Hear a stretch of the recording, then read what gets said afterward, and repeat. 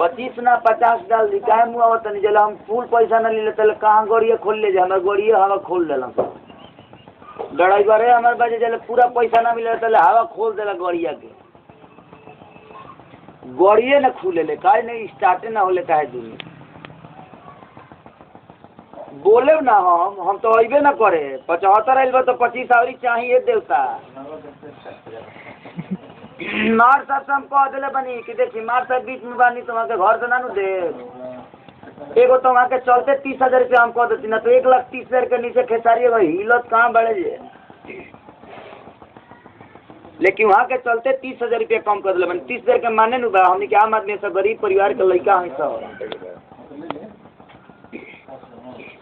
यही जगह गौलर नहीं हम टाटा में 1,65,000 रुपये में व्यवहारे पर गौलर नहीं हमारे गाँव के लोग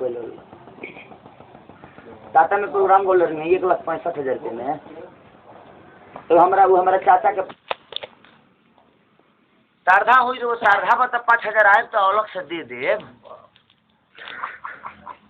ये महाराज शारदा तो करे के कहल जाला जे 5,000 अइला के बाद रुआ के हम हमारे के कोट पैंट किननी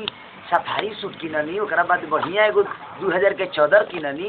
किल्ला के बाद बढ़िया से होटल मिले जाके खियौनी पियौनी तनी पार्क में घुमौनी शारदा ही करा के कहल जाला अब हमारे पैसा काट के श्रद्धा पूरा करे के फेर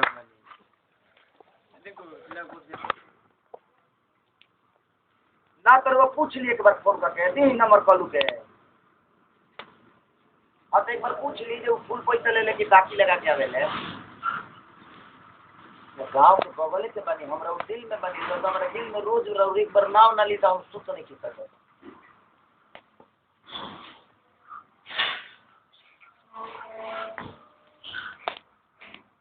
ना भैया सुनी ना है भैया